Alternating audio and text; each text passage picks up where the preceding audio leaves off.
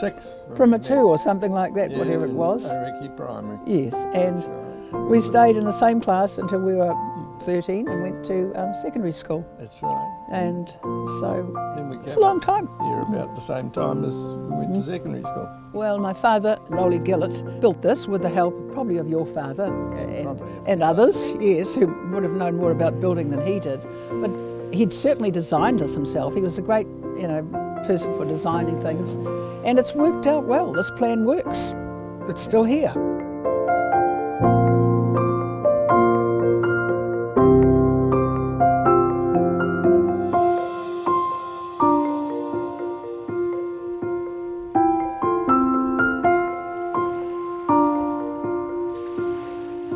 My parents were very good friends of Roly and Nora Gillett. They used to see each other once a week at least in Auckland. And no doubt Roly took my father in to come down and have a look. And so my father was then very keen. And he got into it. And we were 2 years behind the Gilletts to build the Graham batch next door. They built their batch, which is right next door, but that one has been removed by the council. Then I had bought the one further along, which was the old Hawkins batch in '82, and now that one's called Graham batch because I'm a Graham. So.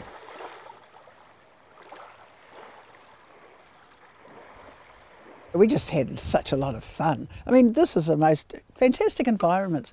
Just water skiing and swimming and boating and fishing and building huts.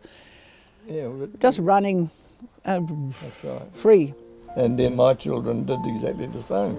They were running around the pine trees. And it's such a safe environment. Look at this. There's nothing dangerous anywhere, is there?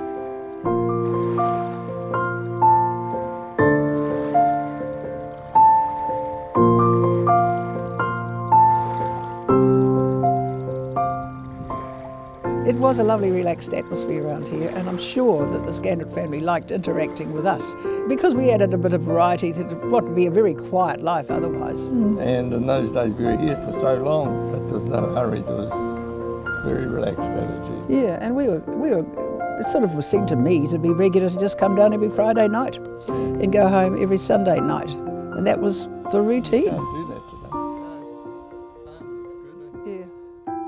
Yeah, well, before I bought this batch, I used to stay in my parents' batch with my wife, and then later on, when we had started having children, we bought a caravan and put that out the back of their batch, and we sort of connected up with them.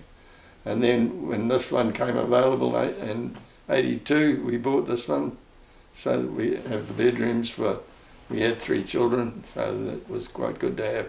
Added that area on there at the back, extra bedroom and so forth, yeah.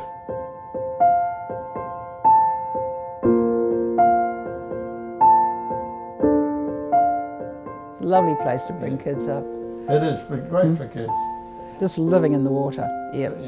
Fishing, on or in sailing, it, yachting, anything. rowing, yes, anything to do with boats. Yes, boats and water. A lot of water skiing, Yeah. fishing. We just loved this place. Snorkeling, yeah. And Lance's father was definitely the first person that I know who ever had any underwater gear. It was just in the early days of Jacques Cousteau, and well, that was so exciting for us all to have turns on the snorkel and have a look under the water. And we've all been divers ever since. And so everybody learnt to work with go with the water and the hills and absolutely farm, and the cows were in the paddock. Yeah, they're just part of the place. And we used to walk along and get our billies full of milk. And help with the milking, and learned how to milk, because we just loved it. And then we hosed out the shed afterwards, straight into the sea, but things have changed. If we were here around New Year's Eve, New Year's Day, and the tide was in, this would be full of kids, full of boats, and there would have been people all the way along the beach. Yeah, that's right. There was a few hundred. But if it was winter time and there weren't many people, no one here, then the whales came in. We had whales every year and we knew that they'd come in and we had binoculars, we'd watch them. Yeah, it was quite special.